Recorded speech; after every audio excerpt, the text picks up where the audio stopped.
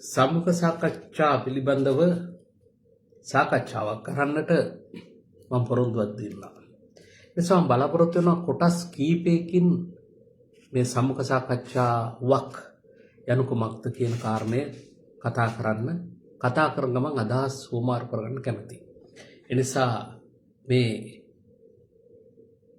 සාකච්ඡාව ඔබත් සමග හරවත් විදිහට කරන්න නම් ඔබේ ප්‍රතිචාර ඉතාම වැදගත් වෙනවා.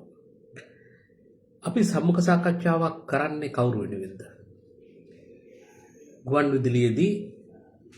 ගුවන්විදුලි මාධ්‍යයේදී අපි සමග සම්බන්ධ වෙන පුද්ගලයා ශ්‍රාවකයා එහෙම නැත්නම් අසන්න. මුද්‍රිත මාධ්‍යයේදී අපි මේ පුද්ගලයා හඳුන්වන්නේ පාඨකයා කියලා. විද්‍යුත් මාධ්‍යයේ ශ්‍රව්‍ය මාධ්‍යයේදී රූපවාහිනිය එහෙම නැත්නම් චිත්‍රපට මාධ්‍යයේදී අපි හඳුන්වන්නේ ප්‍රේක්ෂකයා කියලා. එතකොට මාධ්‍ය භාවිතා කරන පුද්ගලයා භාවිතා කරන මාධ්‍ය අනුව හඳුන්වන නාමකරණයකුත් තිබෙනවා. ගුවන්විදුලියේදී ශ්‍රාවකයා අසන්න, රූපවාහිනියේදී ප්‍රේක්ෂකයා, පුවත්පතක් කියවනකොට පාඨකයා. පොදුවේ මේ තිදෙනාටම කියන වචනයක් තිබුණා ග්‍රාහකයා. මාධ්‍ය මෙහෙවන අය, මාධ්‍ය භාවිතා කරන අය, මේ මාධ්‍යයේදී භාවිතා කරන පාරිභාෂික වචන පිළිබඳවත් ඉගෙන ගන්න එක හරි වැදගත්. ඉතින් මේ පිළිබඳ පොත්පත් තිබෙනවා. ඒවා කියවලා මාධ්‍ය තුල පාරිභාෂික වචන හැදෑරීම සිදු කිරීම ඉතාම වැදගත්. මහාචාර්ය රත්නසිරි අරංගල ඇතුළු සංස්කාරක මණ්ඩලයක් මාධ්‍යයේ භාවිතා කරන වචන පිළිබඳව ග්‍රන්ථයක් නිර්මාණය කරලා තිබෙනවා, මුද්‍රණය කරලා තිබෙනවා. ඔය හොයාගෙන කියවා ගත්තොත් මම හිතනවා මේ අපේ කාර්ය වඩාත් පැහැදිලි කරගන්න, පහසු කරගන්නට පුළුවන්. සම්මුඛ සාකච්ඡාවක්. එතකොට මේ මාධ්‍ය ත්‍රිත්වය තුළම අපිට සම්මුඛ සාකච්ඡා දකින්නට පුළුවන්. ගුවන්විදුලි මාධ්‍යයක් තිබෙනවා, රූපවාහිනි මාධ්‍යයක් තියෙනවා, මුද්‍රිත මාධ්‍යයක් තියෙනවා. සම්මුඛ සාකච්ඡාවක් මාධ්‍ය තුළ ඉතාම වැදගත් අංශයක් කියලා හඳුන්වලා තිබෙනවා. ගුවන්විදුලිය පිළිබඳව අත්පොතක් ලිව්වා ස්ටුවර්ට් වෙවල් කියන ගුවන්විදුලිය ප්‍රථම අභ්‍යාසය සේවා ආයතන අධ්‍යක්ෂවරයා. මේක එච්.එම්. ගුණසේකර මහත්මයා ගුවන්විදුලි කලාව කියලා සිංහලට පරිවර්තනය කරලා ඉදිරිපත් කළා තිබෙනවා. ස්ටුවර්ට් වෙවල් සඳහන් කරනවා ගුවන්විදුලි මාධ්‍ය තුළ සම්මුඛ සාකච්ඡාව ඉතාම වැදගත්. සම්මුඛ සාකච්ඡාව වැඩසටහනක් වර්ණවත් කරනවායි කියලා. මොකද්ද වැඩසටහනක් වර්ණවත් කරනවා කියන එකේ අර්ථය? සම්මුඛ සාකච්ඡාවක් අපි දන්නවා ගුවන්විදුලියේ රූපවාහිනියේ වැඩසටහන් පෙළ ගැස්මක් තිබෙනවා. මේ පෙළ ගැස්ම දැන් ගුවන්විදුලිය නම් උදේට පිරිත් වලින් පටන් අරගෙන ජාතික ගීයෙන් ඉවර වෙනවා. ওই විදිහට රූපවාහිනියත් ඔය ආකාරයටම වැඩසටහන් පෙළ ගැස්මක් තිබෙනවා. පුවත්පතක් ගත්තත් පුවත්පත් පිටු අතරේ ඒ පිටු සැකස්මක් තිබෙනවා. එතකොට මේ වැඩසටහන් අතර වෙනසක්, විචිත්‍රත්වයක් ග්‍රාහකයා බලාපොරොත්තු වෙනවා. ගීත අහන, වෙළඳ දැන්වීම් අහන, නාට්‍ය ශ්‍රවණය කරන, නාට්‍ය නරඹන, ඒ වගේම ප්‍රවෘත්ති කියවන, විවිධ ලිපි කියවන පුවත්පත්වල පාඨකයා මේ සියලු දෙනාම Taman කියවන, Taman අහන, Taman දකින මාධ්‍යයේ වෙනසක් දකින්නවා, අපේක්ෂා කරනවා. සම්මුඛ සාකච්ඡාව කියන්නේ ඒ විවිධ වැඩසටහන් පෙළ ගැස්මේ පිටු අතරේ සුවිශේෂී වූවක්. ඒ නිසා සම්මුඛ සාකච්ඡාව වැඩසටහන්, සම්මුඛ සාකච්ඡා පිටු ග්‍රාහකයා අතර ඉතාමත් ජනප්‍රියයි.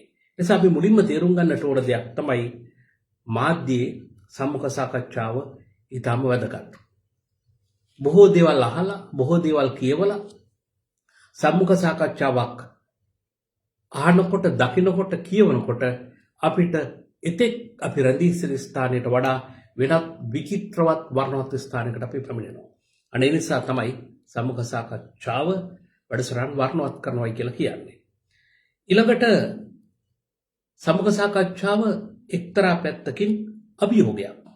මේ අභියෝගය තියෙන්නේ කාටද? ඒක අපි තේරුම් ගන්න ඕන. සම්මුඛ සාකච්ඡාවක අභියෝගය තිබෙන්නේ සාකච්ඡා කරුට වගේම පිළිතුරු දෙන්නාටත් ඒ අභියෝගය තියෙනවා. මොකක්ද මේ අභියෝගය? රසවත් වගේම අපි දන්නවා සම්මුඛ සාකච්ඡාවකදී ප්‍රශ්න උත්තර සංග්‍රහයක්. සම්මුඛ සාකච්ඡා කරු ප්‍රශ්නයක් අහනවා, පිළිතුරු දෙන්නා පිළිතුරක් දෙනවා. සම්මුඛ සාකච්ඡා කරු අහන ප්‍රශ්නය පිළිබඳව පිළිතුරු දෙන්නාට අවබෝධයක් නැහැ. පිළිතුරු දෙන්නාට අහන ප්‍රශ්නය ගැන අවබෝධයකුත් නැහැ. ප්‍රශ්නකරු මොන විදිහේ පිළිතුරක් මගේ ප්‍රශ්නයට දෙයිද කියලා දන්නෙත් නැහැ. සාකච්ඡාවට සහභාගී වන්න මගේ මොන වගේ ප්‍රශ්නයක් අහයිද කියලා දන්නෙත් නැහැ. මේ නොදන්නාකම දෙදෙනාටම සම්මුඛ සාකච්ඡාවකදී අභියෝගයක්. එනිසා සම්මුඛ සාකච්ඡාව යනු අභියෝගයක් කියන එක සම්මුඛ සාකච්ඡා කරුවන් මෙන්ම සහභාගී වෙන්නන් හඳුනාගත යුතු වැදගත් ලක්ෂණයක්. ප්‍රශ්න මොකද්ද? පිළිතුර මොකක්ද කියලා සාකච්ඡා කළා සම්මුඛ සාකච්ඡා කරනවද? එහෙම කළ යුතුද? ඒක සම්මුඛ සාකච්ඡාවල මූල ධර්මයක්ද? මේ ගැන අපි ගැඹුරින් බලන්නට ඕන. සම්මුඛ සාකච්ඡාවක් යනු අභියෝගයක්, මාධ්‍යයේ වැදගත් අංශයක්, ඒ වගේම දුර්ලභ අංශයක්. ඇයි සම්මුඛ සාකච්ඡාවක් දුර්ලභයි කියන්නේ? වැඩසටහන අතර ජනප්‍රිය ඇයි? අද මේ ප්‍රශ්න දෙකට විතරක් මම උත්තර දෙන්න බලාපොරොත්තු වෙනවා. අපි පාරේ යනකොට මෑතකත් ආරංචි වුණා බස් රථයක් ප්‍රපාතයකට පෙරලිලා. ඒ ප්‍රපාතයෙන් වැටිච්ච මිනිස්සු ගොඩ ගන්න උත්සාහ කරුවේ එක්කෙනෙක් දෙන්නේ. හැබැයි අති විශාල ප්‍රමාණයක් ඒ අනතුර සිදුවෙච්ච දිහා බලාගෙන ඉන්නවා. පාරේ යම්කිසි අනතුරක් වෙලා කෙනෙක් පාරේ වැටිලා ඉන්නවා. බොහෝ දෙනා බලාගෙන ඉන්නවා. බලාගෙන රෝහලකට ගෙනියන්නද? නැත්නම් උදව් කරන්නද? නැහැ. හැබැයි බලාගෙන ඉන්නවා. ඇයි ඒ බලාගෙන ඉන්නේ? බලාගෙන ඉන්නේ මොකද්ද උනේ කියන කුතුහලය තියෙනවා. මිනිස් ජීවත් වෙන්නේ කුතුහලයෙන්. මේ කුතුහලය තුල ඔවුන් අනුන්ගේ අදහස් කල්පනා දැනගන්න ලොකු කැමැත්තක් තියෙනවා. යම්කිසි ප්‍රකාශනයක් කෙනෙක්ගේ පෞද්ගලික ස්වරූපයෙන් ලබා ගන්නට දැනගන්නට මිනිස්සු කැමතියි. සම්මුඛ සාකච්ඡා ජනප්‍රිය වෙන්නේ කුතුහලය නිසා. මිනිසා සතු කුතුහලය නිසා. සම්මුඛ සාකච්ඡාවක් සාර්ථක වෙන්නට නම් සාකච්ඡා කරු ග්‍රාහකයාගේ කුතුහලය ඇවිස්සීමට සමත් පුද්ගලෙක් වෙන්නට ඕන. පිළිතුරු දෙන්නාටත් ග්‍රාහකයා කුතුහලය රඳවාගෙන ඉන්නට පුළුවන් තමාගේ පිළිතුරු තුලින්. ඉතින් සම්මුඛ සාකච්ඡා සරලද?